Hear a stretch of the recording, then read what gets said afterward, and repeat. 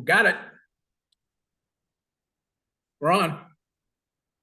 Hey, this is the Angel Dog Podcast. Once again, this is Brian with my continuing every week now, my comrade from the former agency under DOJ, DEA. Again, I said that some of you might have to look up those three letters, but we're going to continue on our little training session here.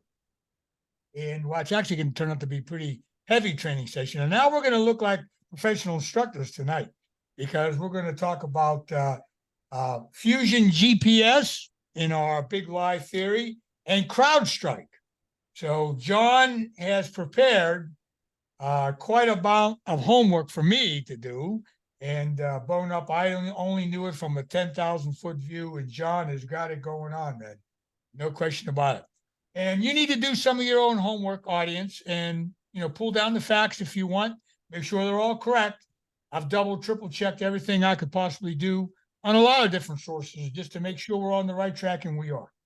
Last week, we talked about unmasking and the media. So that was just a referral. You can go back and pull it up, and that was on the 24th. So what we're going to do tonight is I'm going to step into an instructor role. But before I do that, I just want to ask for the audience, for you all, my good buddy, John Seaman. John, what was, in 25 words or less, if you can do that, what was your motivation to get in depth on this whole thing? What was it? Well, Brian, that's real easy to answer. When Mueller finished his investigation, and remember, they had a team of, I believe, 18 Democratic appointed lawyers. And when they spent almost close to $30 million in investigative funds over almost a 2-year period. And when he came out with his findings and said there was no Russian collusion between Trump or members of his team, I thought to myself, wait a minute. We spent 2 years on this. Why? And that's the conclusion that they came up with. How does that happen? What was the basis? So I looked at it and I said, okay, let's start the origins, Steele dossier. So using my expertise in doing conspiracy cases, I thought, well, let me go back and let's start at the origins and let's walk this up and let's see why they came to the conclusions they came. And let's find out what this is all about, because none of this happened in a vacuum, Brian. None of this happened. It's not coincidence. It's either one of the most Machiavellian, well-designed plans ever. And the only way you can get to the meat of the matter on these type of deals, on conspiracies, is you've got to do what we call a conspiracy investigation. So using my background, that was what I was known for in DEA, was doing complex conspiracy cases. So I said, hey, I'm going to take a stab at it.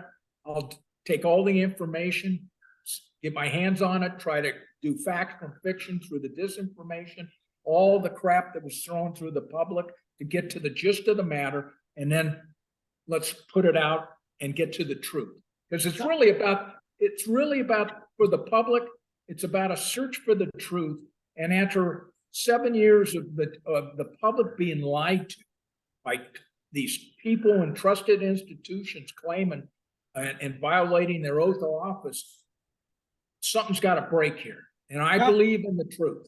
John, so that's why I did what I did. And we may have covered it in maybe 2 podcasts ago on this subject. Have you, since you've been writing your Substacks, which is how long, by the way? How long have you been? I've been doing my Substack since last year. Okay. And has anybody? And I basically have laid out all the information. I basically answered the 5 W's and the how question, which is going to be the last part of this series, the last podcast. And that's what we're going to do as part of this series, is to walk through all the information from an evidentiary standpoint that was found, and then present it, and then let the public make the decision in their minds. Was this an organized conspiracy case or was it not? And what the public needs to understand is when you talk about conspiracies, they're pretty nefarious. And the only way to get to the gist of the matter, cut through all the line, cut through all the static, is use the law investigate and see if the information matches the element of the crime. And we're going to cover that part next week when we get into the conspiracy agreement. Okay. On that. And John, one more question on that. Whenever you started writing on your Substacks about a year ago, you say, has anybody like an official capacity? Have you gotten any warnings from anybody or anything? No, not at all. Nothing. No, I'll tell you what I've gotten, Brian. I've gotten a lot of good, I've been contacted by some good defense attorneys that read it. And I had one defense attorney down in Texas tell me, he said, everything you written would be hard to refute in court. Okay. Well, and that's important. And that's important because I haven't had anybody, and trust me, I sent, when I was on Twitter about a year ago, I sent all this stuff out. I had yet to have one person in the rule of law field refute or try to come in and trash it, what I've said or whatever, because I try to present what the facts are. I try to do what I did in Afghanistan. I reviewed all the case files, went through all the evidence, put everything together in what we call prosecution memo, looked at all the stuff on all the work that the DEA agents and analysts had done for 20 years. It's all their work. And that's what I've kind of done here is I've taken all the great reporting done by some great reporters like John Solomon, Sarah Carter, you got Greg Jarrett, you've got a lot of these folks, Paul Sperry, Techno Fog. You have a lot of great people out there doing their own kind of work. Okay, and then getting it out there. The difference between what I'm doing and they're doing is I'm looking at through the prism as a criminal investigator. And does any of this information meet the element of the conspiracy crime? That's all. And then if it does, put it out there and then get it, hopefully that the prosecutors will see the information. And it's kind of like a roadmap for the public to follow, and also a roadmap if we ever had a trusted DOJ, this would be the roadmap you would use, just like the roadmap I wrote for DOJ and DEA in Afghanistan, the roadmap on how to do the Taliban and the drug traffickers in Afghanistan. So that's basically what I've done. Okay, audience, here we go. We're going to go to school here a little bit. So this technical, we're going to open this up. We're going to go CrowdStrike first. Am I right, John? That's correct. Okay, we're going to open up CrowdStrike. We are going to minimize that for a second. Share the screen. And you have it, John? Yes, I got it. Okay. All right, Mr. John. All right, ladies and gentlemen, go ahead. Tonight we're going to talk about CrowdStrike. We're going to talk about their role in setting up the Russians as a responsible party in this conspiracy. And also the most important part is we're going to, again, another illustration, just like to take off what we did last week, to show how this thing is organized and how they've used the big lie theory to move their agenda in this conspiracy, how they cooperated with the media, big tech, in selling the rouge to you, the American public, that the Russians are the big bad guys behind all this. And the most important part was that how they planted the seeds, that the Russians were behind the hack of Hillary Clinton's emails and that they were behind the hack of the DNC. Now let's talk about CrowdStrike so you understand what CrowdStrike is. It was founded in 2011. It's an American company. It's an American cyber security company out of Austin, Texas, and it provides threat analysis, endpoint security, and it does opposition research and and it doesn't do opposition, it does cyber attack response. They're known as kind of like you see on the commercials on the TV on these different companies that say they protect your computer from cyber attacks. That's what CrowdStrike does. Same sort of thing, only on a major scale because they do it with government entities. on there. It was founded by three people: George Kurt, who was the CEO, this man named Demetrius Albertson. He's the former CTO, and Greg Matson, who retired in 2011. And then they brought aboard an expert out from the FBI who was running the FBI worldwide cybersecurity networks for the Bureau. He was an executive assistant director. They brought Sean Henry over. So that's basically the gist of how the company was formed. Was Henry retired, or did he just jump ship in his career? I believe I believe he came. I don't know if he retired or he just jumped ship.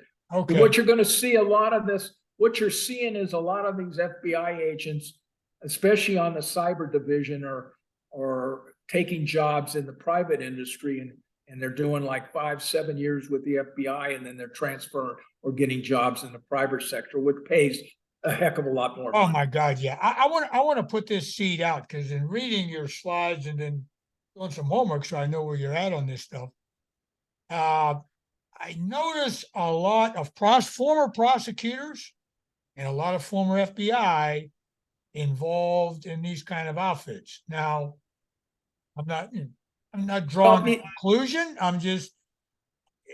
didn't realize how many were involved. And then and you'll get to it eventually here, but for the audience, they end up being nefarious, if you will, or ne'er-do-wells down the road legally.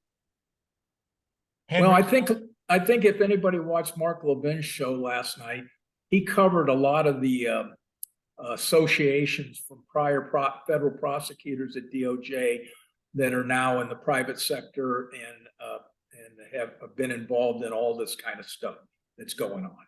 So when a new, and we know who we're speaking of, the former administration, when a new president and his staff, we pick his staff, comes in, if these people are coming out, they got it down. They got the whole system they got it.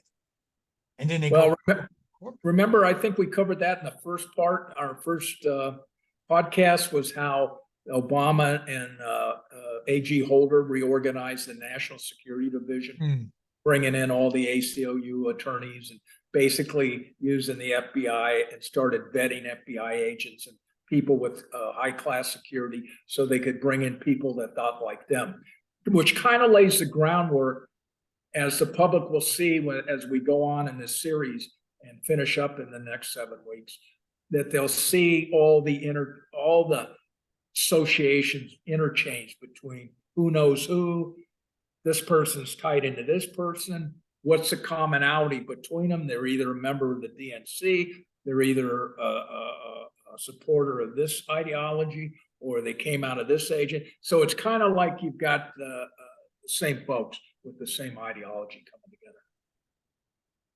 Okay, go ahead, John. Okay, let's talk about Demetrius Alperovich. I hope I'm spelling that right, not killing his name. He was born in Russia. He came to the United States in 1994 with his family.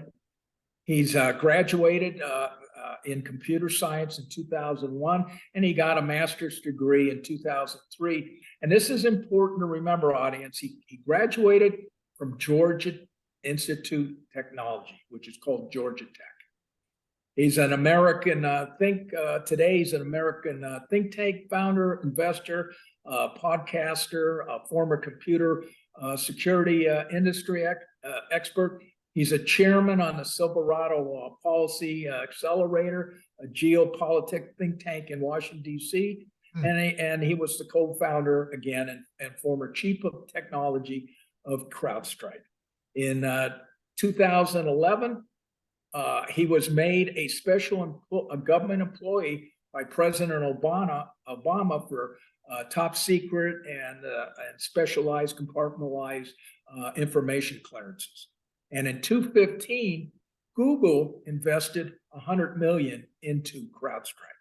So you now see, it's kind of funny. We're talking about today on how they set the Russians up as a responsible party for everything. And yet you got one of the founders involved in the founding of CrowdStrike, who's a Russian by birth. And then you see big tech, Google, and you got to walk yourself back into 2015, 2014, 12, and whatever. The head of Google, I believe Eric Schmidt at the time, he was working very, very closely with Obama and I believe Hillary Clinton. I think Google was one of the participants that helped out with Hillary setting up the Scope project in Russia, which was setting up a mirror image of what we have in the Silicon Valley for the Russians in Russia back in 2000, I believe, 9-10 timeframe. John, I have a question on this Silverado Policy Accelerator. I did a little, I dug a little bit so I know myself. And it says nonprofit focused on advancing American prosperity and global leadership. Do we know any more in depth on that? No, I didn't do any more background on that. But I basically focused on him, the person, and that due to the fact that he was born in Russia. So let's go on how this all starts out. If the public remembers, back in March, WikiLeaks they launched an archive saying they had all the emails and attachments that were sent to and from Hillary's private email when she was Secretary of State. I believe they said they had like 50,000 pages of documents, and that they were going to produce them sometime later that year. And I think they said the documents were from June 2010 to August of 2014, and they had over 7,000 of them, and they were sent by Hillary. So then what you have is shortly thereafter, let's put this in the time frame. This is 2016. Then you have in April of 2016, the Washington Post publishes an article by Ellen, her name, Nakashima, publishes an article in June she publishes it in June 2016, titled National Security Russian Government Hackers Penetrated DNC Stolen Opposition Research. Why that's important is because she goes back to the April 2016. That's when the DNC were notified that they claimed that the Russian hackers had penetrated their computer network and gained access to their whole database. And that's when reports came out that the GOP candidate Donald Trump, according to their committee officials and security experts who responded to the breach, that it was the Russian hackers had broken in or attempted to break into both the GOP and the DNC. Mm-hmm. Well, that's a good thought to keep in mind, audience, because we're going to see how that evolves. This Ms. Nakashima, if God forbid I'm not saying that right, she also was involved in reporting on the Ed Snowden under the Obama administration. She did quite a bit of work. I just did a little extra homework on her, and she definitely knows the ins and outs of what's going on down there. Well, she's one of the privileged media people who the administration, the Obama and Biden administration, go to if they want to leak a story out. And so, according to Nakashima, she said in late April, the chief executive officer, Amy Darcy, got a call from their operation chief saying that their team, their information technology team, had noticed unusual network activity that evening. So she spoke to a friend of hers, and her friend was Michael Sussman, a DNC lawyer who worked for Perkins Coie in Washington and represented Hillary Clinton. Sussman was also the former prosecutor who handled the crime cases, cybercrime cases. And so he was familiar with CrowdStrike. He had a relationship with the CEO, Sean Henry. Remember, I told you Sean Henry was either a retired or an FBI agent who came over and went to work for CrowdStrike. It was head of the cyber crime task force. Mhm. So within 24 hours, CrowdStrike comes in and they install software on the DNC's computers so they could see and analyze the data, who gained access, and try to answer the question of when and how. Now, that's very important Yes. because the question you would have is, why wouldn't they contact the FBI? FBI, right? And why? And Brian and I are law enforcement officers, so let me frame this real simple for the public. Please. Here you have a computer breach where the DNC thinks they were breached by a foreign adversary, and yet their first call goes out to Hillary Clinton's lawyer instead of going out to the FBI, because this would be a national security Oh, matter. totally. Oh, yes. And the first call should have went to the FBI, and normal practices would have been this way. Call goes into the FBI gets the information, the FBI goes and gets search warrants, and they seize all the whatever they have to do so they can make the analyzation to figure out who is allegedly trying to breach the DNC computers. Very, very important. That didn't occur. Okay. So Sean Henry, again, he's running the show. He has he's a former FBI director. And he worked under Comey, did he not? He worked under Comey. Okay. So you have this relationship here between private industry of an ex-FBI guy with the current FBI, and instead of the FBI doing the criminal investigation or the inquiry, you have a private industry security firm doing the investigation. John, I think, and I don't mean to be I don't mean to be flippant, but that's what we call a hint. Looking back and looking at your stuff and going back and doing what I can add to my own brain and figure this out. But you have federal officials all tied into one another. Now in the private sector, Mr. Comey, head of the FBI, is not in contact with Sean Henry and vice versa under something of possible national security. Yeah. Come on. It's craziness. It is crazy. It's But crazy. as we go into this, you'll see why. It's incredible. It's incredible. So then in June of 2016, Albervich tells the Washington Post that CrowdStrike has identified two separate hacking groups for the Russian government that they think infiltrated, or they said infiltrated, the DNC network. One being Cozy Bear, and that they said had gained access and was monitoring the DNC email and chat communications. And the other one being Fancy Bear, who Henry says broke into the network in April 2016, and that set up all the alarms. So what Henry told the Washington Post and Nakashima is that the hackers stole two files. Remember that. He's telling a newspaper, telling the American public that according to their inquiries, that the Russians, they have information that the hackers have stole two files out of the computers, out of the DNC computers. And they could have done that on an average of about a dozen to any given day. And then Albervich, in his separate interview, says the two groups did not appear to be working together. And then he says Fancy Bear is believed to be working for the GRU, which is the military intelligence service. And they're less sure about Cozy Bear. And they think they work for the Federal Security Service. However, we talked about Cozy Bear and Fancy Bear, I think 1 or 2 episodes ago.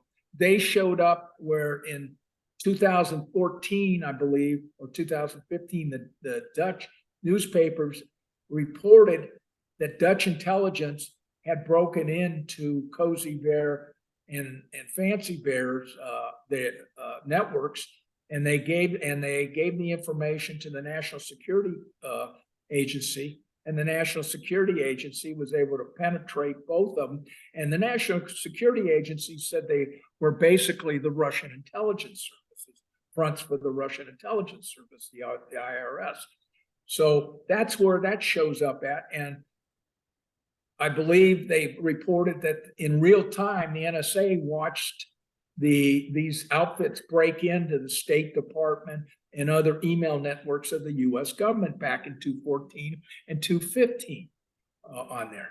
So what's important here is you've got Henry saying the Russians did it. You've got Albertovich saying the Russians did it. Okay. And then Albertovich in his interview says they're not sure how the hackers got in. Now, this is in June. He's telling this to the newspaper when you already had Henry in April saying that 2 files had disappeared and gained access. So who's telling the truth here to the public? But the bottom line is it's being reported through the media to the public that the Russians are the ones that did the break-ins. But not to the FBI directly, correct? That's correct. So then you have Henry in his interview. He talks about how the Foreign Service gives a background in this article on how these foreign intel services collect information against their adversaries, which is true. He said how he was called on to handle it because it's a difficult thing and they need a skilled team, and that's what his company does.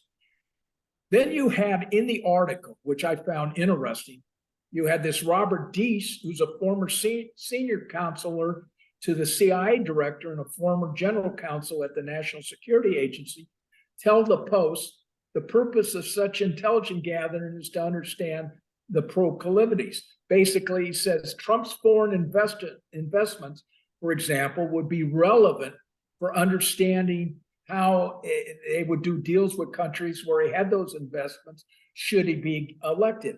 Then he says, he goes on next and makes a tie-in. They may provide tips for understanding his style of negotiation, meaning that the adversaries would understand how to deal with Trump because how he negotiates his deals. In short, this sort of intelligence could be used by Russia to indicate where it can get away with foreign adventure. Now think about this for a second, ladies and gentlemen. Let's put this in today's perspective. You have Joe Biden.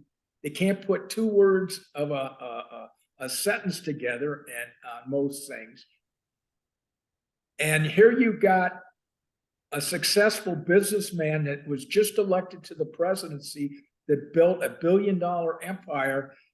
And you've got the CIA, from the CIA side of the fence, now coming in and now trying to tie Trump before he's even president, that he could be flipped or be used by the Russians or somehow. Incredible. Based on, I'd like to ask Dietz, based on what? Based on you don't even know Trump. So how do you make that, again, how do you make that inference based on what? And that has never been discussed in that manner, not in the public. Yeah, people need to think this way because this is how we put these cases together. When you've got to do it in evidentiary, you also got to look at the witnesses. Are they firsthand, secondhand, thirdhand, rumors, whatever? And you have to look at what's the motive of what they say and how they say it. Words matter here. They really do. Well, in this, John, in this political arena, which all of us, and hopefully our audience understands more and more every day, every hour, okay? All this smoke and mirrors, to make yourself look good, I'm going to use words and acts that don't really have any evidence and make you look bad. Can't do that on the. Well, it's all they're doing, Brian, is as we discussed in the first one, they're using the old communist tactics and the South Walensky technique. Accuse your opponent of what you are doing. That's basically what you got. And then now we're in a new age where, think about this, for 7 years, the public has been inundated by all this disinformation. It's like a great example. I'll just use this real quick so the audience gets it. You got Joe Biden on videotape, interviewed on how many interviews it states he never talked to any of Hunter's associates, never met with any, and never dealt with them. And he said that numerous times in his own words.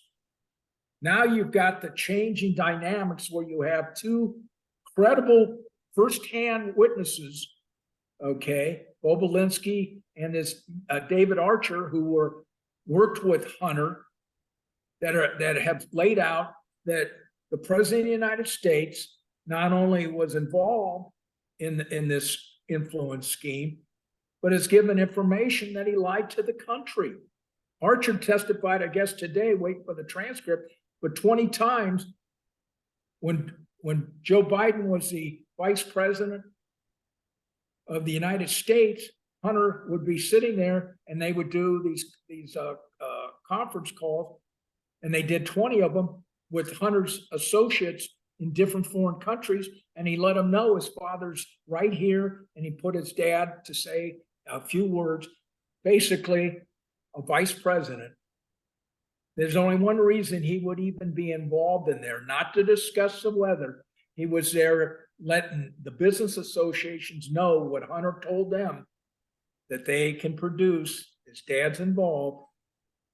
So pretty much seals the deal as far as my standpoint when you start connecting the dots. And that's what we're doing today, is we're connecting all the dots in this conspiracy, because this conspiracy, the crime of the century, I call it, this was not done by happenstance. It's not, wasn't a whim. This is a well thought out, well planned conspiracy with a lot of different moving parts at different times.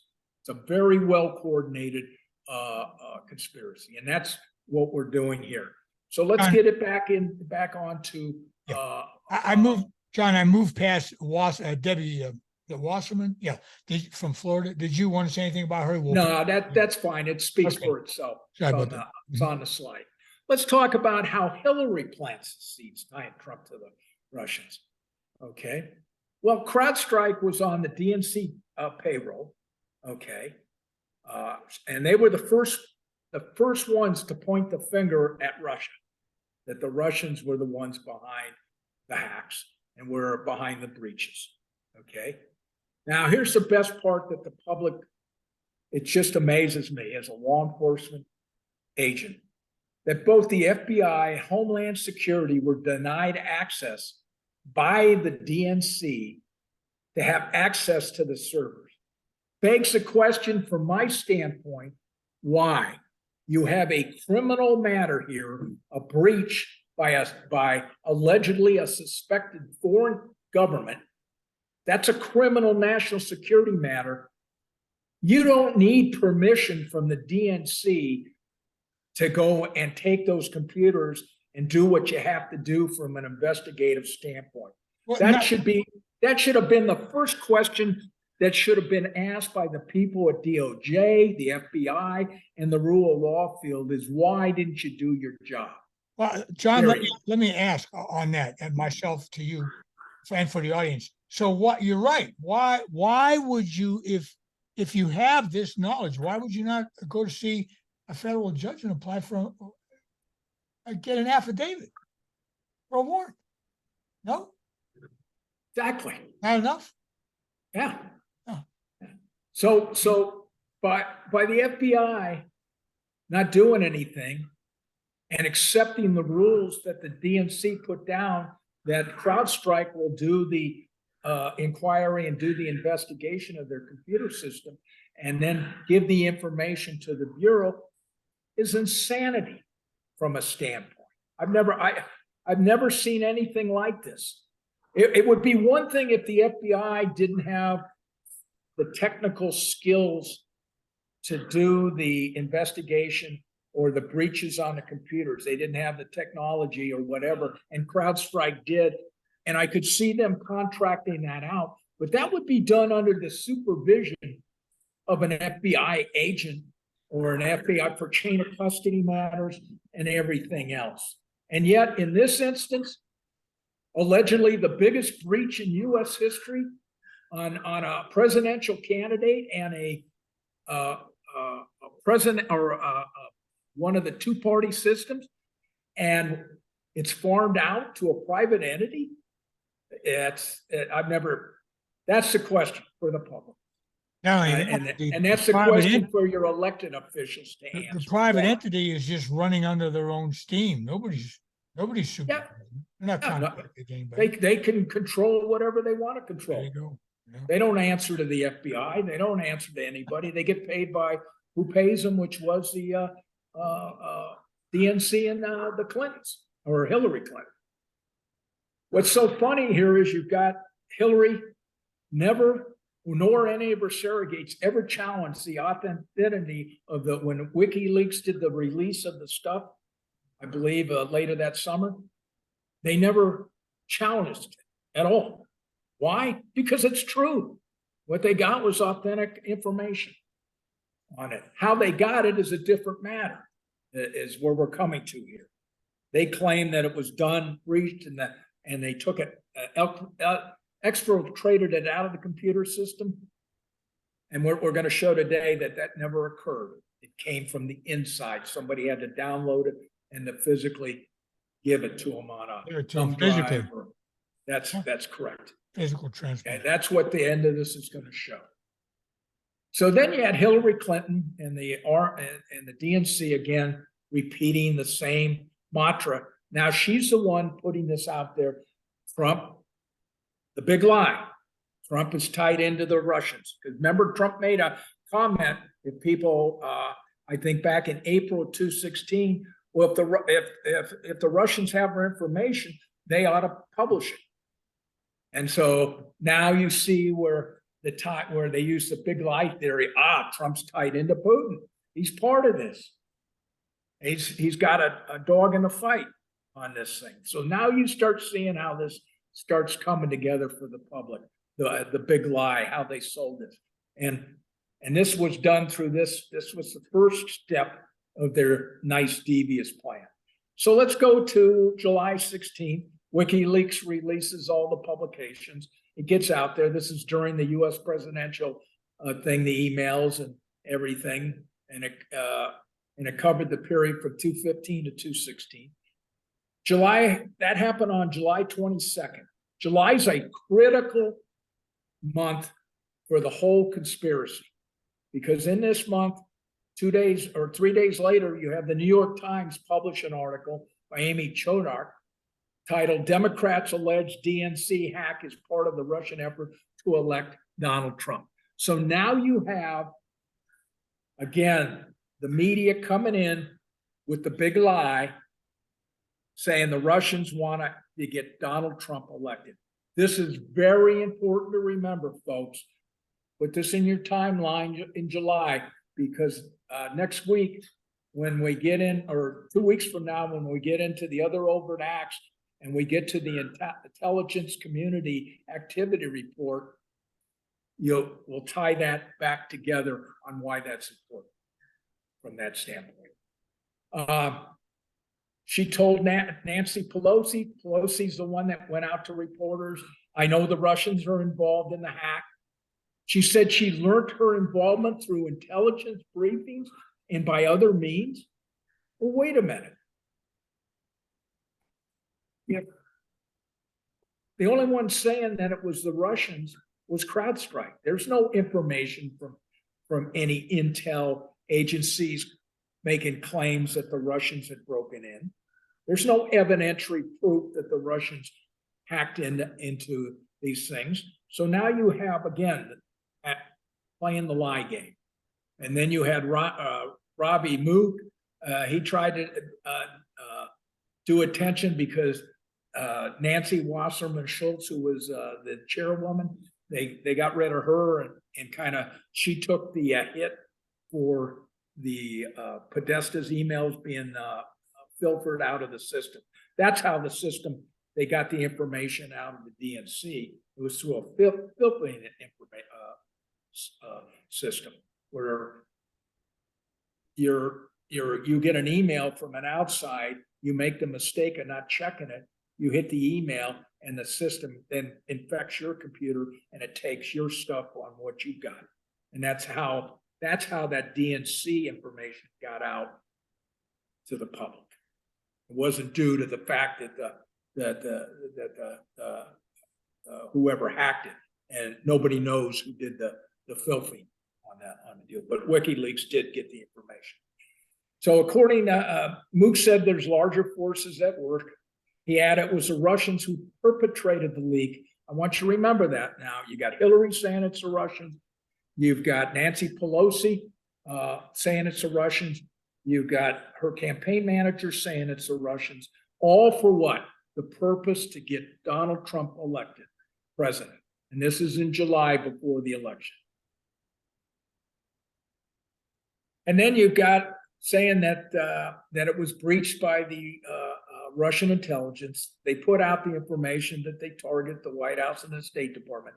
All that information there comes out of that Netherlands information that the computer systems were hacked by Cozy Bear and Fancy Bear back in 2014. The intel services knew that.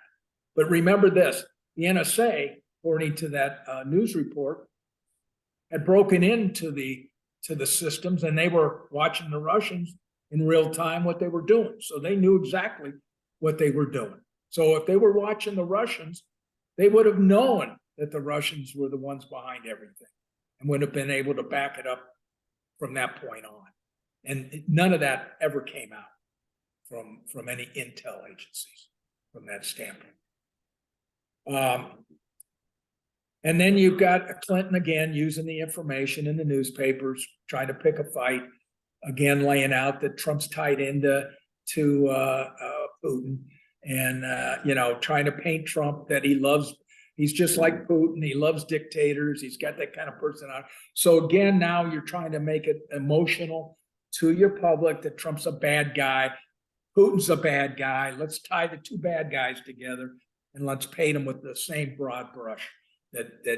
John, you were saying July of 2016, how critical it was. At this point, Ms. Hillary Clinton was still the favored by all stats, by all polls, everything. That is correct. Nobody thought Trump had a chance. Think about that back then. Even up to the last week of voting, they said she led by 10 points. Yep. Okay, so let's go to 2017. The next story is by the New York Times. They do the same thing. They're certain that it's Russian guild. Now you've got a leak from a senior intel agency official. Remember, one of the things that the media did throughout the 7-year period, they would always use these anonymous leaks from the intel community. Never said who they were, just said high-level officials in the intel community say so. Okay, and because they so, it must be so. So that now you start seeing the reports. Times reports it, then it's on the evening news, and it's a parrot effect where they just say the big lie over and over again until what? Your public then believes the lie. And that's basically how the big lie thing starts coming to fruition, on how half the country believed after Trump got elected that he was a parrot for the Russians and a traitor. So that's how that all comes together on there. Then you got, John. Then you got the important thing in October 2016. You got Henry again, and he's at this conference over in England, and he says Trump connection claims he will prove it.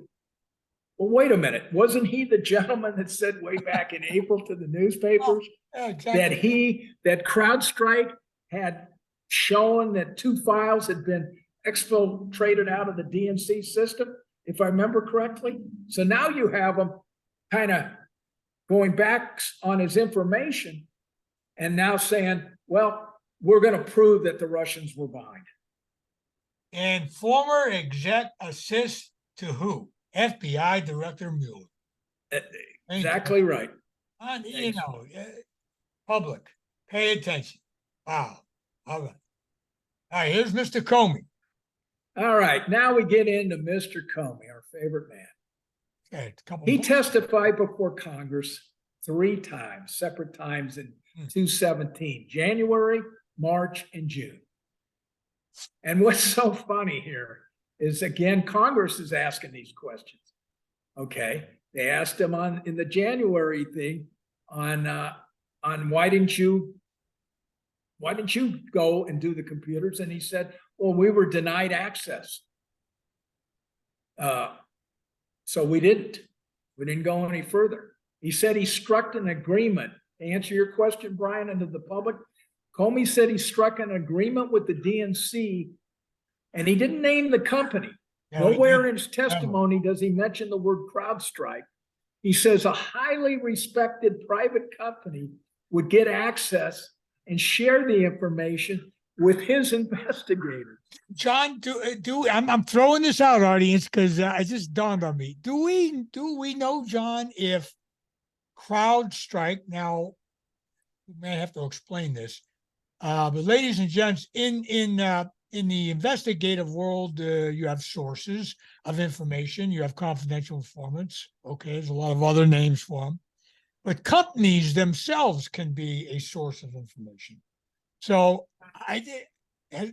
do we know, has it ever come out that CrowdStrike was ever on the dole with the FBI? Well, yeah, they worked with the FBI. You have the relationship with the FBI because you got former FBI people out of their cyber well, units. I realize that, but I mean a formal. Oh, a formal as far yes. as like being paid by the FBI, not to my knowledge. Okay, that's Okay. I didn't see it anywhere.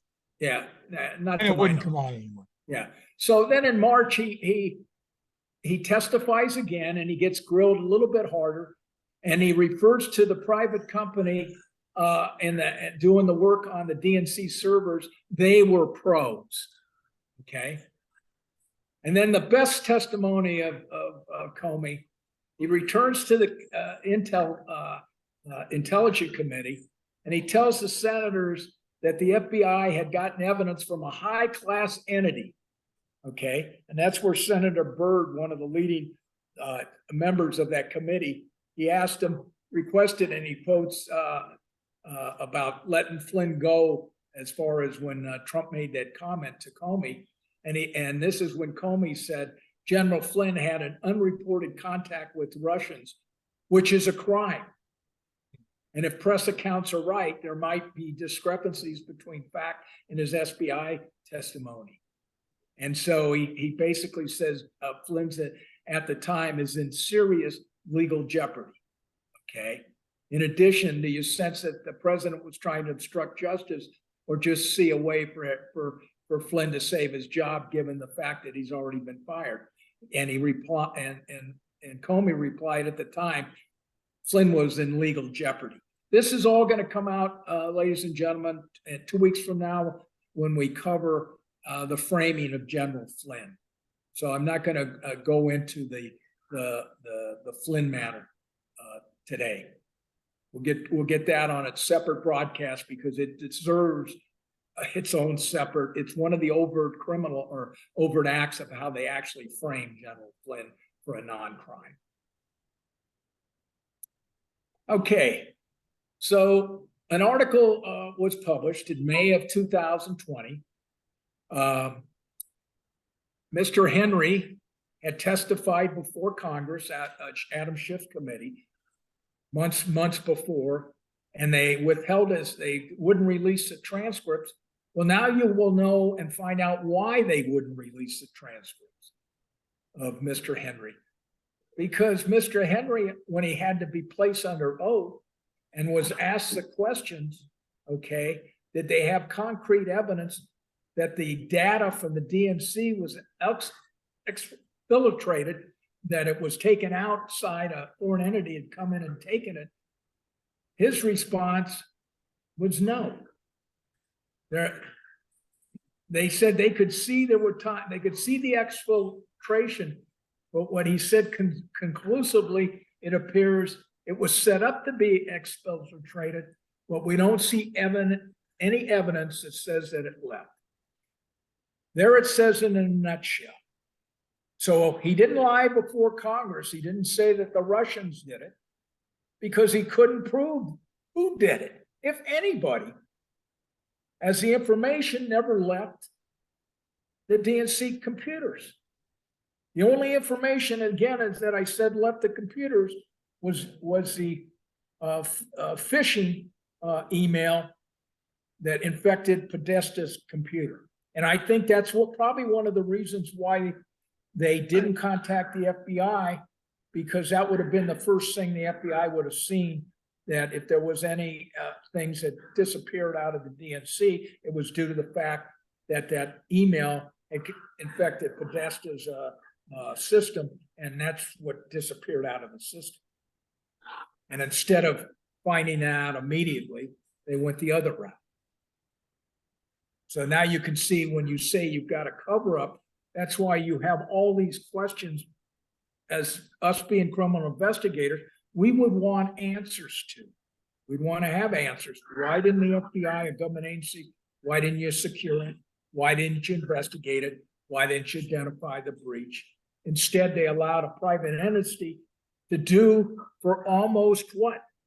2 to 3 years, put out the false lie that the Russians were the responsible party behind the hacks at the DNC. That's incredible. It would have been subpoena after subpoena followed by warrants. That No is correct. question about it. Again, it goes to what we're trying to get across today, why playing the big lie theory. You tell a lie over and over again is why you get to where you're at today. Then we get in July of 2020, Bill Barney, who was a government whistleblower back in the 1990 or the 2000s, excuse me, for the National Security Agency. He's the one that blew the whistle on Bush over invading Iraq and fake evidence, and he alleged that what the media put out, what Hillary and the Obama administration was putting out, was garbage. That the computers weren't hacked by the Russians. This was an inside job, he's claiming, was done by our intelligence service. And he's a highly respected computer whiz. He gets together with other whizzes over in England, a group, this veteran intelligence professionals, this guy named Kirk Wiebe, and other professionals out there that are experts in this kind of stuff. And they're all intelligent type people. And they do an analysis on the files posted by WikiLeaks. And then so they kind of go backwards. They take the files WikiLeaks posted on their site, and they do the forensic work backwards from the document itself and try to trace it back to the originator. John, under whose direction are they? Are they just at that level that they're doing their own procedure? They're just private citizens, just like you and I are doing. Okay. Trying to get the information out. Gotcha. They see the criminality, they see something's not right, and are just trying to get the truth out, search for the truth, so the public can understand what's going on here, so the public can make the determination on how they want to vote or who they want to vote for, and what kind of government they want. That's all on the thing. So that's where they come, and he explains that they come up with that the files were downloaded on a thumb drive and given physically and transported to WikiLeaks on the thing. And then you have that gentleman that I believe gets killed somewhere around one of the time frames in that, I forget what year, but he gets shot on the street. Nothing's taken off him, and he worked at the DNC. And so right. Again, I'm not going to go down the rabbit hole theory because I have no solid or information that he was the guy who would have done the download. All I'm saying is it's kind of weird that you had a DNC employee, basically a professional hit on a guy. Shortly thereafter, the WikiLeaks stuff comes out, and if it was downloaded, 2 and 2. As an investigator, this is what we would be looking at. We would be getting with the homicide guys. You would want to find that out if that's the case on the deal, because then it tells you how nefarious and dangerous this really is and what's going on. Then we go to the next thing in 2018, where Mueller indicts, and I found this very fascinating. Remember, okay, so at the time, remember Mueller's wrapping up the Senate report. They're wrapping up their thing on the Senate report. They're all coming to the conclusions. The Russians behind all this, and that's what they're trying to tie everything back to the Russians. He indicts 12 Russian intelligence officers in Washington D.C. And then a year later, March of 2019, what happens is the Russians that were indicted got attorneys in D.C. and said, let's go to trial. Just like the Alpha Bank guys. Let's rock. All right, you told us. Let's go. They said, we're not part of the Russian government. This is, you're tainting us. So you're ruining our reputation, and we challenge you. We're going to show up in court and we're going to challenge your evidence. Well, as soon as they did that, the DOJ got rid of the indictment. Okay. Now think about this. What a ballsy move that was, huh? Yeah, think about this. You go through all this work, you indict the 12, you put it out to the country. It's sold to the country that this is the evidence that the Russians were behind it. And then you've got the thing that Trump's tied into Putin, the big lie that the Russians favored Trump. So now you start feeding this all through the media, through the filters, and you start piecing and connecting the dots in a timeline. Now you can see how all this comes together very, very well. So if you're out there sitting in the public and you're doing your job and you're raising your family and you're working hard, you don't have time to waddle through all this stuff. So what do? You get the sound bites from your news sources from there, and you get this. So what are you going to believe? You're going to believe the big lie. Huh. So that's on there.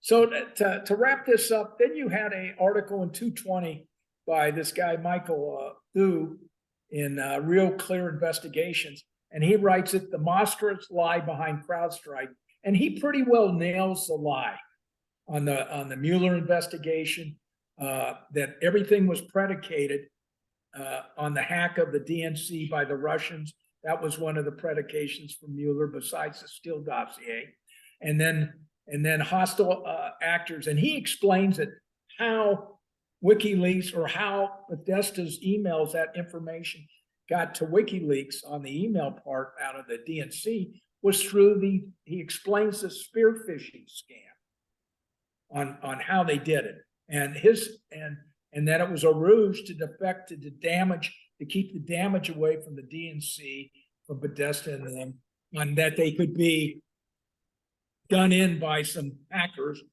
that happen every day. Everybody gets spear phishing every day from somebody. That's why you always check to make sure you go to the line on top of your email you get from somebody. Check, make sure it's from Brian, not from some entity. It may say Brian, but it may not. And if you open it up, your computer is infected. And that's how that spear phishing works. When I was overseas, they teach you have to pass a course on this. You have to sign off on it. You have to be very apparent on your State Department accounts and on your stuff overseas, so you don't get spear phished. So an adversary doesn't get into it. So his whole thing comes out that it was a ruse concocted by CrowdStrike, because they were the first ones, remember, that set out who were the responsible party. CrowdStrike. So that's where we start the big lie at. Now, which is great, because now we can get in to the next part, which dovetails right into CrowdStrike.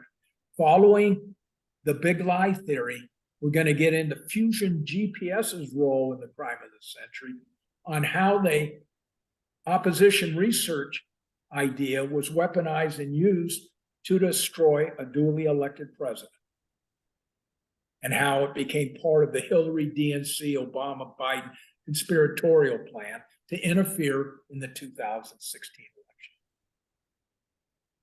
On this.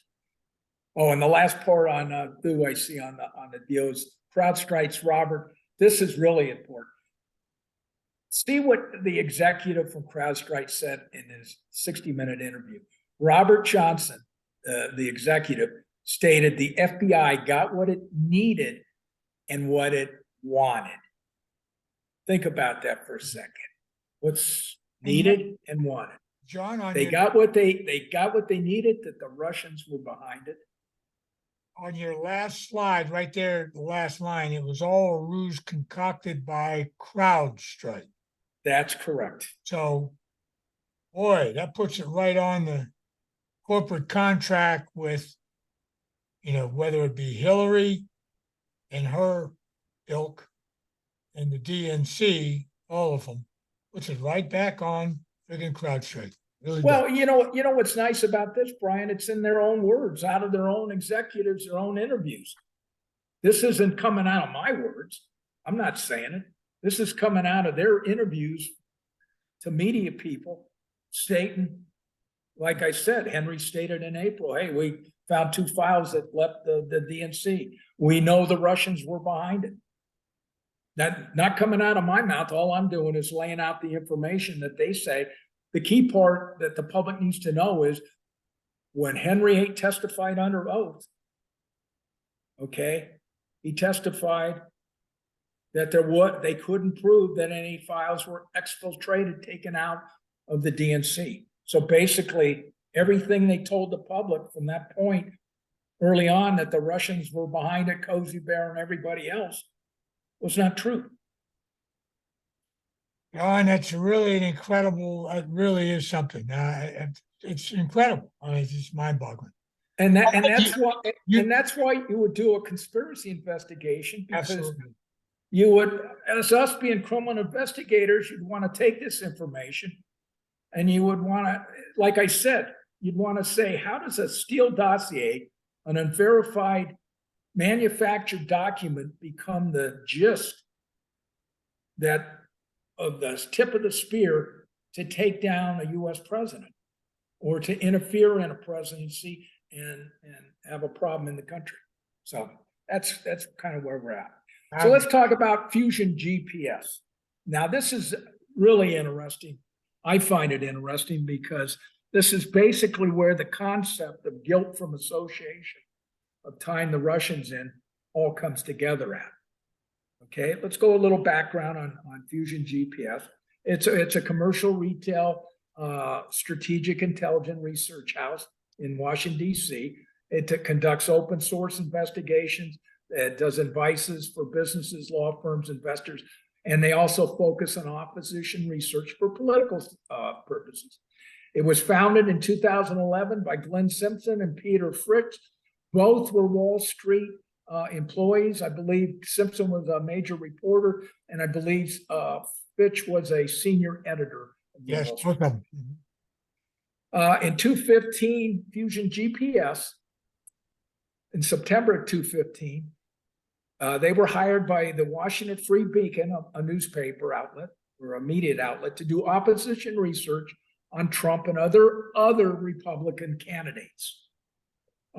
In spring of 2016, the Washington Beacon stopped funding the Fusion GPS opposition research.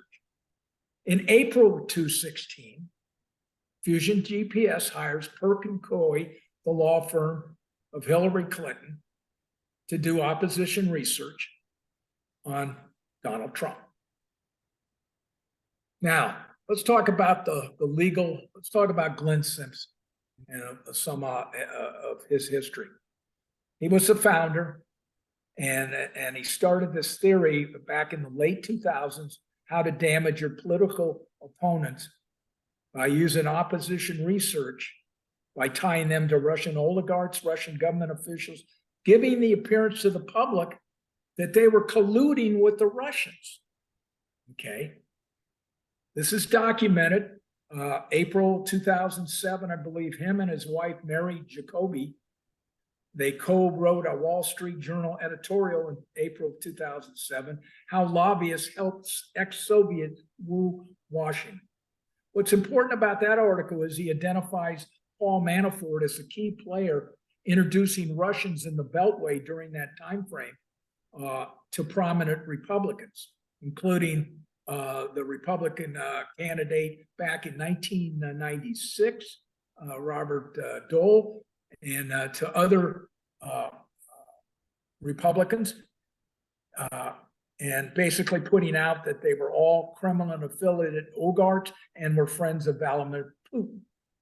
And one of those friends they identified was Viktor Yanukovych. Well, who's he? He was, I believe he's one of the persons that was elected president of the Ukraine, and was one of the Ukrainian presidents prior to, not this one, way back in the early 2010 period, where the Ukrainians got rid of this guy. He'd served for 4 years and was very corrupt. He defected to Russia, if I'm not mistaken. He did. He did. Okay, he's the one where the little black book comes out of, that the Ukrainians reported that they did a search warrant or found a little black book tying Manafort that Mueller and everybody used to taint, again, Manafort colluding with the Russians.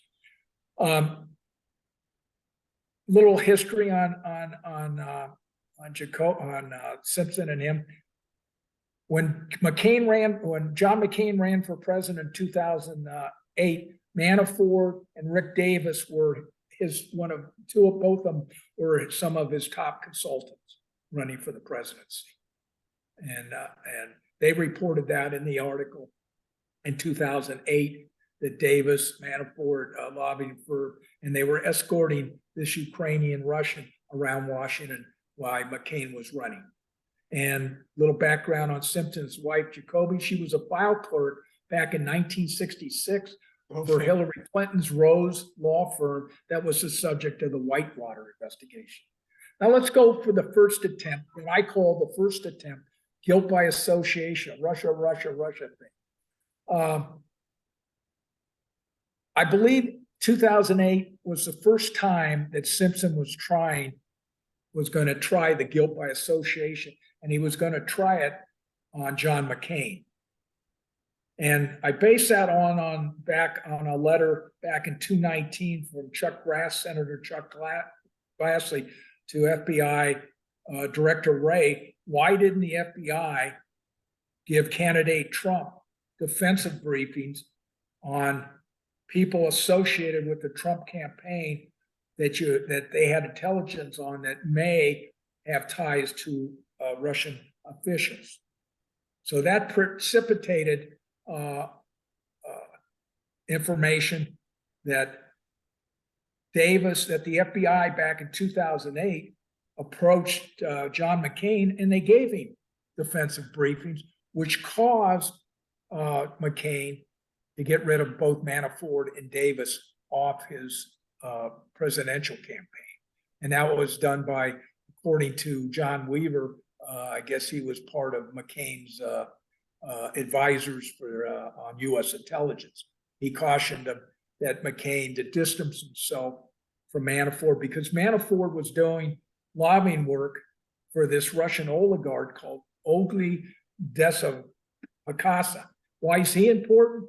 Because Christopher Steele had him as a client back in the 2009-8 period on trying to, there was a dispute between Manafort and this Russian oligarch, and this Russian oligarch, Olga, hires Steele to try to get whatever the disagreement or the funding back that Manafort was involved with between this guy, Olga Deripaska. And what's interesting about that is this is where Bruce Orr comes in, who was the deputy DAG, I believe, at DOJ. This goes back to Bruce Orr's relationship with Steele back in that time frame, because Steele asked him to see if they could get a visa to bring this Deripaska guy into the United States. So that's really where that first connection comes between Bruce Orr and Steele. So they let the advisors go, and due to the fact of the damage that could be done by McCain's association, if it became known with these oligarchs, if Manafort brought him in to meet McCain, that kind of deal. So now you can see the first seeds were planted. that, so it never came about. If my belief is if the FBI had not given a defensive briefing to John McCain, that would have been one of the first try-ins by Glenn Simpson of testing out guilt by association by using opposition research to taint your opponents with ties to the Russian government and whatever, to convince the public that McCain was a Russian agent. So now let's, when you look at it, that was also one of the things that Bill Barr found when he took over, was one of the major questions he had is, why didn't the FBI give a defensive briefing to Donald Trump? Oh, and I don't believe we ever got an answer on that. No, never did. No, I tell you what, John, so I read this on your slides. I did not realize that fact right there. How could he be left out? I mean, how is that possible in that system, in that high level government system? Well, think about it. For the public to know this is in 2008, Yeah. the FBI was so concerned about national security and about possible ties between Manafort and Russian and Ukrainian oligarchs that they cautioned McCain on there, and he severed the relationship. But yet on Trump, they didn't say a word. They allowed it to go through. Let it go through. Oh. And you have to, again, we're connecting all the dots here, ladies. I know it's a lot of information, A lot. but you have to take it in these sequence and start looking and start asking these questions. And since we're criminal investigators, these would be the questions we'd be asking on why. John, because you, the public, deserve the answers. That's yes. But again, I just put it out just for between me and you in view of the audience. Do you believe, and I'm asking your opinion, do you believe it's because investigators were not intimidated? That's not the word I'm looking for. Were gun shy about putting any of this information out if they knew? I mean, you know how the system works. You get leaks all over the headquarters. Well, we're going to get into that, Brian, Okay. down on some of the later on when we get to the end of there, because we're going to cover the FBI. Right. We're going to put to bed that this was just a rogue or a few rogue people. No, it wasn't. On this, so we're gonna there. You know this as well as I do, Brian. There's no way you can get the amount of people involved in this conspiracy, right? Okay, to violate their oath of office the way they did. All right, number two, and how they did it with no repercussions at all. And you see it in front of your eyes, and you've got to ask the questions again. How organized is this? How big is this? And that's yes. Where we're walking to. And that word global audience comes into mind, but everybody involved here, from what I can, and thanks to you, John, and a lot of the stuff prompted me to do more homework. They're in the corporate sector. They're motivated by what? Greed, anti-patriotism, and they themselves, most of these people, you don't have to get to it now, but a lot of these people ended up with the DOJ going after them anyway. Even those that were involved in the lies. So but in this crime of the century, nobody's gone to jail. No. Nobody. Even think about this, ladies and gentlemen. No rule. The one attorney, an FBI attorney, Kleinsmith, lied on a warrant, knowingly and willfully lied, and yet he didn't go to jail. He got probation, and worse yet, he got his his law license back in D.C. so he can practice his job. We would be in Leavenworth. He would be 30 years in Leavenworth. About lying on FISA deal. You've got national security. You've got so many crimes here involved. And that's why I'm trying to wake the public up. Yeah. National security is the theme that they're doing against Trump right now, that he had these files and it was a big thing against that. Are you kidding me? By the time we're done with this thing and we close this out at the end, when we get into the forbidden question, these are the questions you're going to need to ask all these people on why they allowed, if they were so concerned with national security, why they allowed this thing to go on. Because if anybody got hurt on national security, you, the public, and the good working Americans. That's exactly right. It's us. We won't get too far. Go ahead, John. Yeah. Okay. Next slide. I pulled it up. Where do you want to go past? Okay. Yeah, so in April, Hillary Clinton, these are you've got documents that show how much they were paid. The campaign and the DNC commissioned the Steele dossier through, basically commissioned and paid for what I call the Nellie Orr 4 proto dossiers. Okay. Nellie Orr was the wife of Bruce Orr. She was a former CIA analyst on the Russian desk. She was hired by Fusion GPS back in October of 2015. Remember October 2015? Fusion GPS was hired by Beacon Free Press to do opposition research on Trump and other Republican candidates. And that's what was Nellie Orr's job, was to concentrate on Donald Trump, on all his business associations, his family, any of his associations that had any contact with Russians and foreign counterparts. That was her job for Fusion GPS. So when Hillary Clinton and the DNC hired Glenn Sinton's company, they also bought and paid for the proto dossiers that Nellie had produced. And why that's important, because they become the beginning of running into, when we get into the Steele dossier. This would be your predicate first tying Trump, again, using the big lie theory, all the information, opposition research she had. Now, everything she did is above board. What she did was not illegal. Okay, I want to make clear, I want to make this real clear to the public. Doing opposition research on your opponents is not illegal.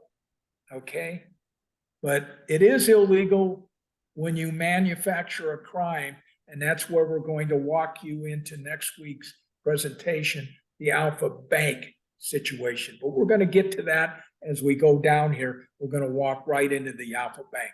Opposition research, John, is just a tactic, right? It's just information. You do, as you know, Brian, you do your background checks, you get all the information, and then you analyze it, you put it in a report, a white paper, or whatever the document is, and you give it to whoever paid for, and then they determine how they want to use that. If they want to do a dirty tricks and whatever. That's what opposition research is.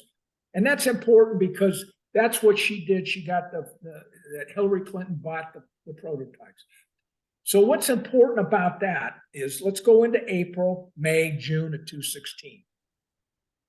You've got late March, Trump meets with the New York Times and tells the editorial board he's got 4 people on his foreign advisory board. Okay, Page, Manafort, Flynn, and Papadopoulos. Okay. In April, the FBI on April 1st opens a counterintelligence investigation on who? Carter Page. That's important. Then you have a meeting at the White House between Susan Rice, Brennan, Comey, Clapper, and I forget who else. They discuss the 4 selectees that Trump has. In there, Brennan then forms 2 task forces, okay, to focus in on these 4 people. One is between the CIA and the FBI, okay? So they're working on Manafort, Papadopoulos, Page, and Flynn. So that's where that all begins, right there in that April time frame. Now, Trump's not even the candidate yet. No. It hasn't won, nobody's won the election. Okay, so think about that. So you got to start asking questions. Why is the White House worried about Donald Trump?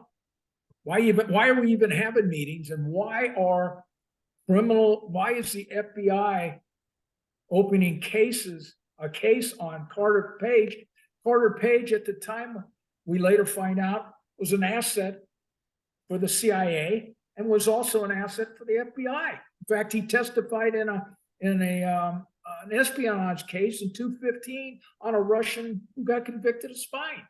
So the question I have as a criminal investigator is, why is the U.S. government investigating a guy who's your asset, who's given you information, and you're for what? On what basis on the thing? So That's a big W, John. this is why you need to have a full conspiracy investigation, because you have to connect the dots, and then you have to break them down, and you have to interview and ask the people that did this stuff. Well, in addition, John, if I may just stick my size 10.5 triple E in here, is that, I used to say on the street back in the day, in narcotics investigations, the informant's lying, the bad guy's lying, the undercover's lying for the government, right?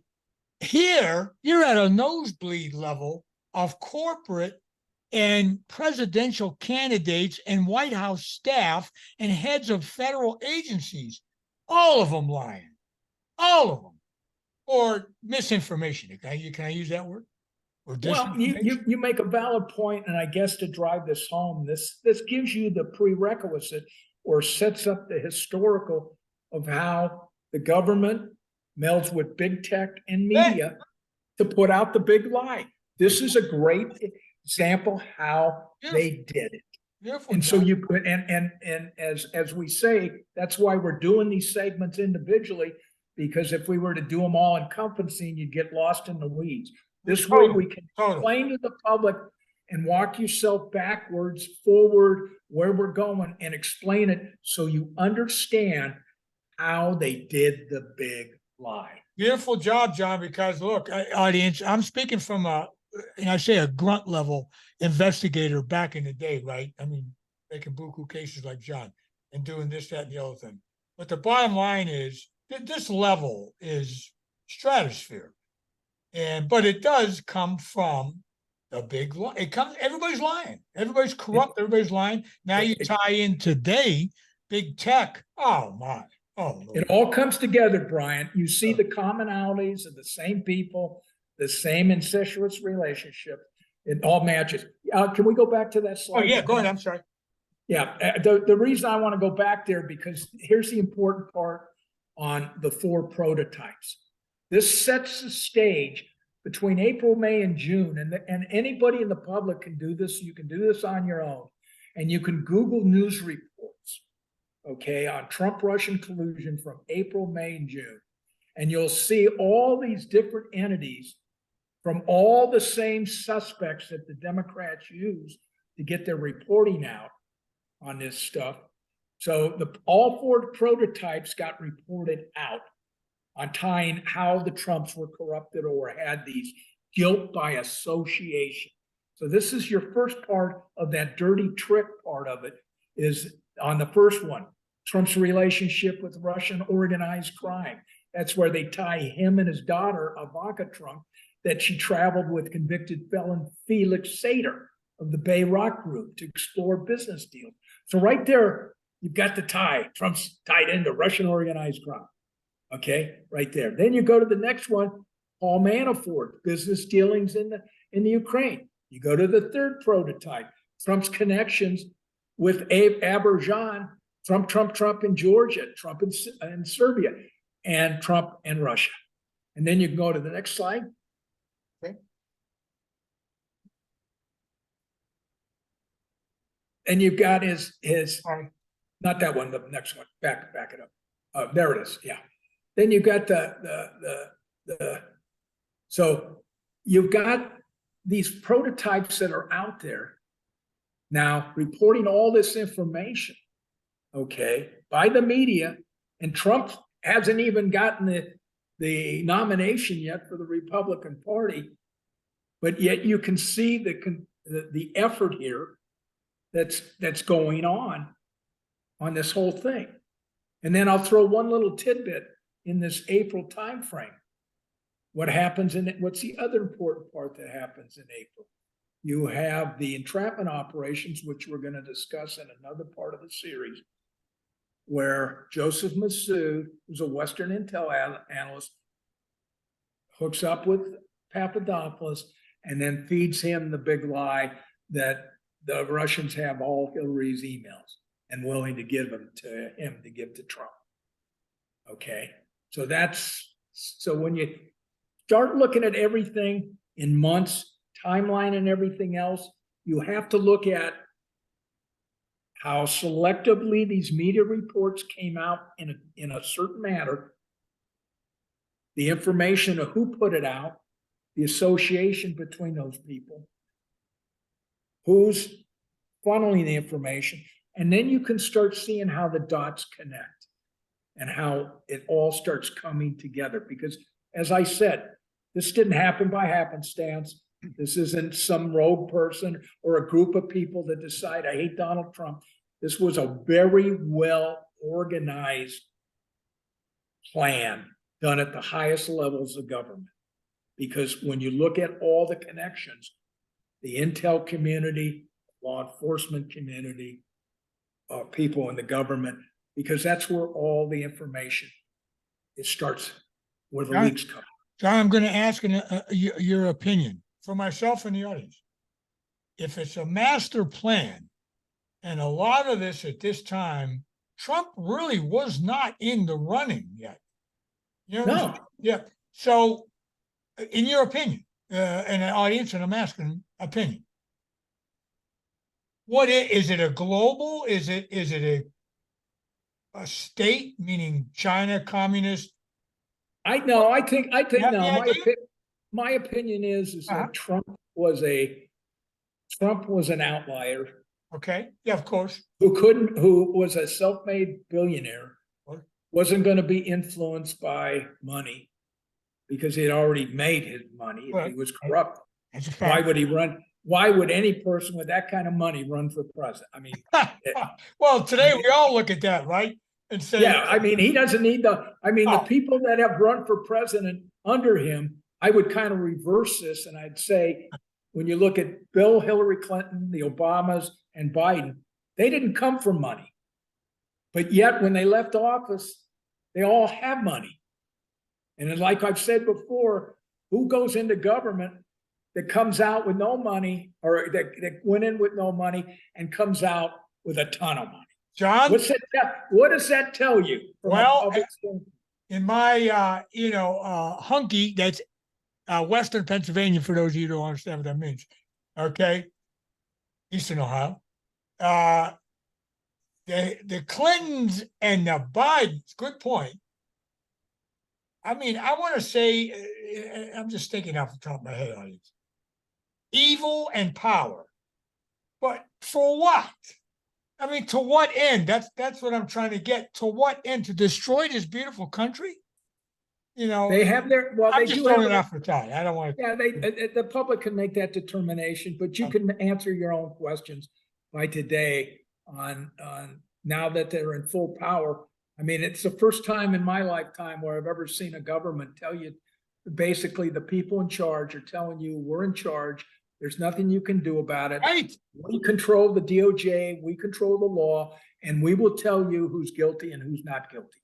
So so that's why I always tell people in the media, or when people ask me, I always tell them, don't live under this illusion that we have a justice system. Right now, we have no justice system. Number one. Yeah, but number two, these members of Congress that keep putting like these. I heard the other night, a couple of senators, we need a special counsel from DOJ.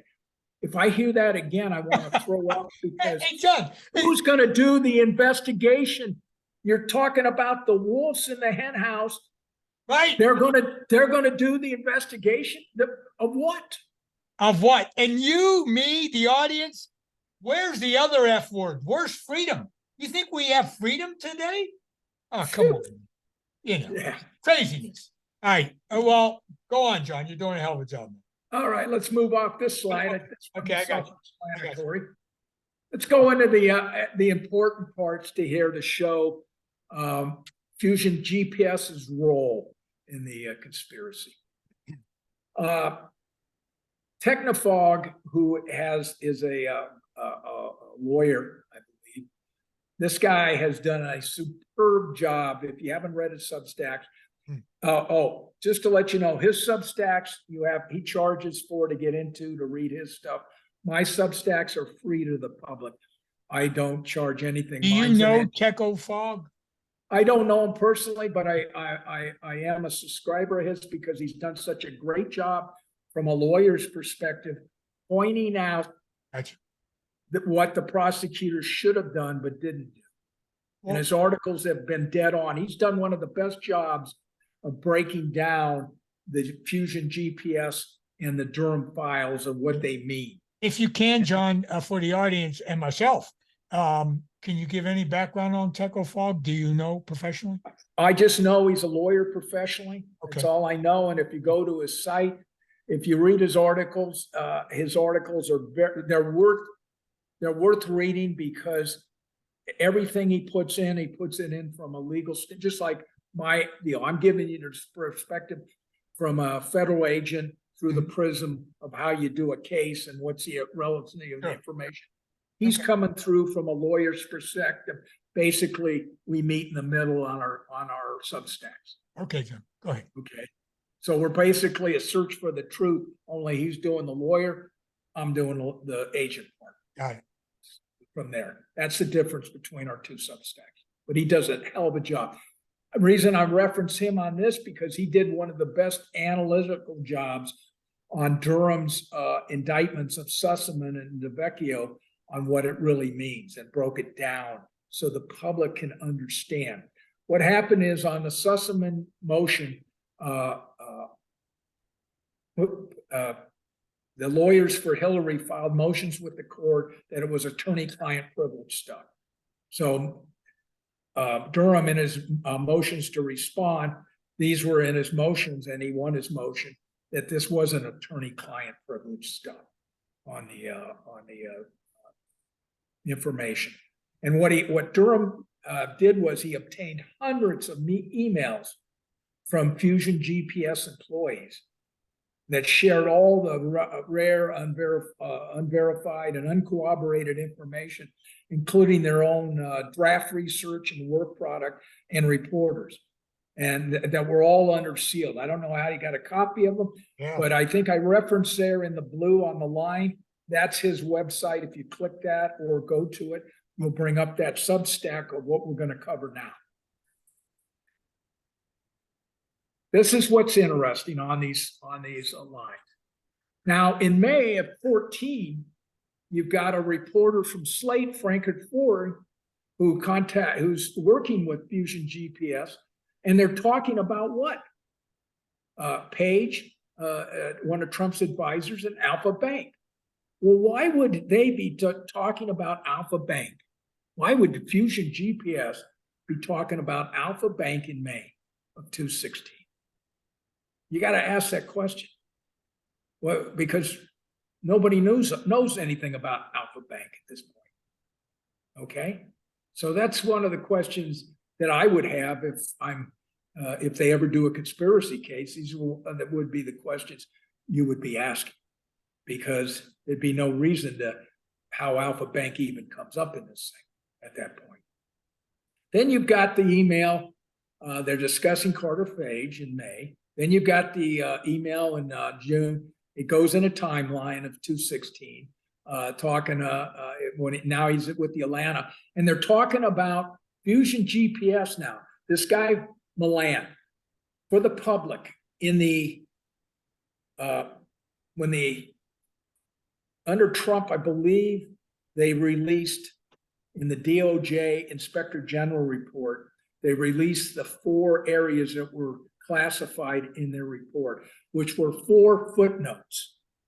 And in those footnotes, they allege that Milan was a Russian intelligence service officer. Okay. And why is that important? Because that's total garbage. Milan's not a Russian intelligence service officer. If anybody was, it would be DeVecchio, because DeVecchio was actually under FBI investigation in 2009 and 10 for being a Russian intelligence source. And then for some reason, the FBI lost track of who DeVecchio was, and he ends up working for Fusion GPS as a Russian analyst, which is the Russian think tank, which we're going to cover in some of this. So then in July of 2016, you've got Fusion GPS communicating with the Wall Street Journal and giving them on steals that, Trump's advisor meeting a close deal with Putin. And they're talking that Fusion GPS is coordinating with, we're talking with Adam Schiff and Dianne Feinstein about Carter Page. So now you can see started how this all comes together. Adam Schiff, Democrat congressional leader, Dianne Feinstein, well-known established Democratic senator. And who are they talking to? Talking to Fusion GPS about what?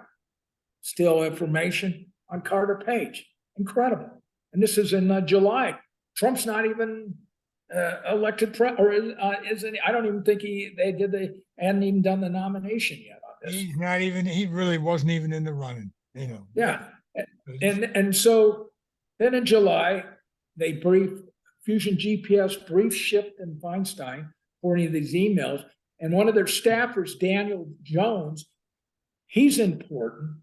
Okay, I'm going to cover him on next week's thing under Alpha Bank and tie this together, this portion into next week's, because it's really important information, because then you'll see how it all comes together in these timelines on the deal. But Daniel Jones was I believe, an advisor to Feinstein working for her there in the Senate.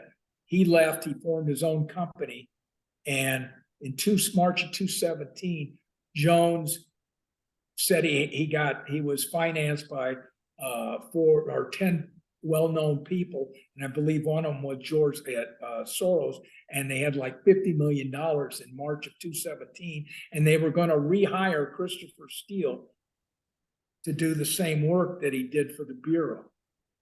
Okay. Who they, John? When you say they, who was going to rehire? That was Jones and his crew. Okay. Which I'm going to cover in the next, but I wanted to give that out there, okay, a little background on who he is and why it's important. Then in July of 29 and 31st of 2016, this is all during that summer when all this stuff's coming together. You've got the emails from the Washington Post, another outlet. So you got the Washington Post, Slate, you got this other news. So now you can see the incestuous relationship between all these different reporters and Fusion GPS on getting what? What are they getting out there? They're putting out that Milan is a Russian. He's pushing the garbage that this Sergio Milan is a Russian source, a Russian intelligence source, which is total garbage. He's not, and Durham proves that in his investigation, in his indictments on DeVecchio. It's in that indictment. In the email from Fusion GPS, New York Times, pushing what? Look at the date, October 31st, 2016. What are they pushing? Alpha Bank allegations and stating the government is investigating. How does the government start investigating? Well, we're coming to the end of this on how we get there, right? The criminalization and the weaponization by the Clinton DNC on how they take Simpson's dirty trick, guilt by association, which I said in the beginning is legal.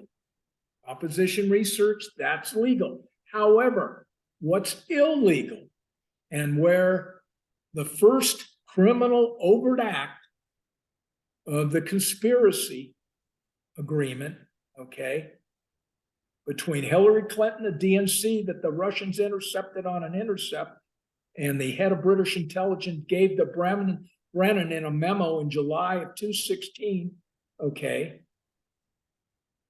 of late 2016, and then Brennan, they have meetings with Obama and all the folks on top. What does Obama and Brennan do and Biden do in the administration? Instead of opening up a criminal case or investigating Hillary Clinton and her campaign for trying to interfere in the 2016 election by manufacturing information to taint Trump with Russian collusion, they send over a letter to FBI Comey and Strzok, and they just ignore the letter. That comes out of September saying to do an inquiry, and it dies right there. But here's the best part. This is where the agreement comes together, and I'm going to cover this in depth and explain how what a conspiracy is, the elements and everything else, and we will tie all this together in next week's podcast. But I wanted to lay this as a foundation to show how we get to next week's podcast and why it's so important, because the Steele dossier, along with the Scheer documents and the Nellie Orr prototypes, they all become the modus operandi for the whole conspiratorial plan to do what? They use the guilt by association theme to plant the seeds in the press through disinformation, through leaks in government agencies to do what? To paint a picture that Trump colluded with the Russians, is a traitor, and that Putin and the Russians want Trump to be elected president. That's what the public was fed during that whole time frame under what? The big lie theory. Big lie. And today we know, I mean, which is kind of interesting. We're going back now, John, then you'll be going fast forward, of course. But now we know it was all the big lie. There's no hard evidence anywhere. Just friggin' incredible, man. Yeah. Really. And what's so great about the conspiratorial agreement I'm going to cover next week, and this is what Durham found out in his investigation on there, because he actually put together, that's why his findings are so important. Though he didn't conduct a conspiracy investigation, he did meet all the elements of the crime for conspiracy. He could have indicted at least 12 to 15 people in the base conspiracy case that he had evidence on. And he put that in the findings that there was a conspiracy. He implicated both President Obama and Biden.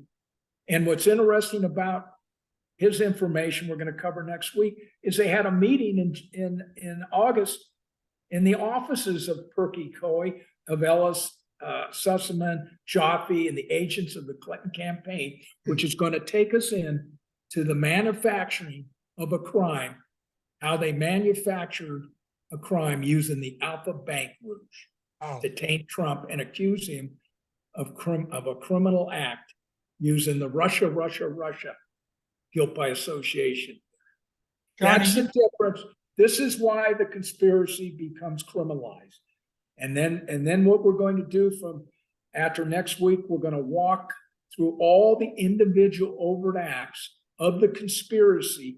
And I'm going to walk you up through how the FBI weaponized and lied on the FISA warrants. We're going to take you through the intelligence community assessment report on how they manufactured that. And then we're going to take you to the framing of General Flynn, which will blow your mind on this. And then we're going to walk you up through the Mueller investigations.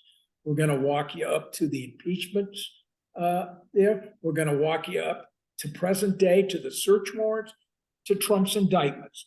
Because the commonalities, when we get done with this, when we answer the 5 W's and the how, you, the public, will have a clear picture show for once in your life to know how well organized this was, who did it, done at the highest levels, and the question for you is, what do we do about it? So that's what we have forward. John. Oh, audience, I am as and being in the government and serving like John and many others, and particularly doing the Lord's work of this kind of stuff, but not political, that's for sure. Easier targets and elements. Wow, John, that's something. So it really is. I'm learning a lot. Audience, I'm learning with you on the details of this whole fabricated lie and all this GPS and the CrowdStrike and all of it and all the interconnections. Just keep in mind that these people all know each other either by corporate, by former government service. Just keep that in mind now that we're finding all this out.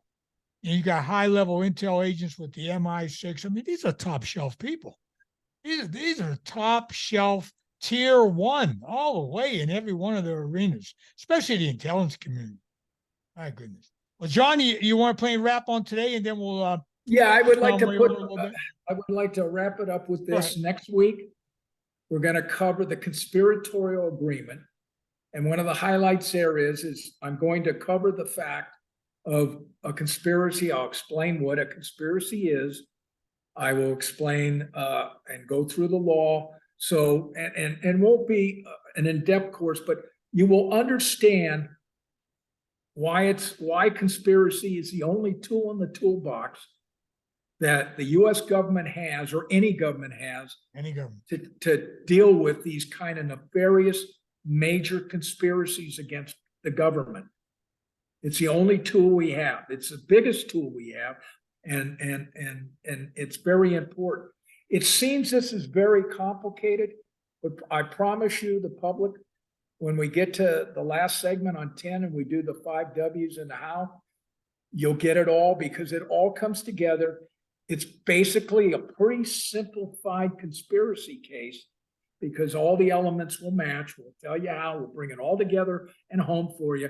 By the time we get to 10, you'll have a great understanding. And then hopefully you will be inquisitive enough to ask your officials, elected officials, the why questions, the forbidden questions that nobody seems to want to talk about. No, they don't. Like national security. We're going to cover that segment in 8 and 9, and that's going to blow everybody's mind, because we talk about today, they're indicting Trump on national security and using that as the big emphasis that the press is right now. Well, my question is, well, let's look at the other side. We're going to do that. What national security did they violate?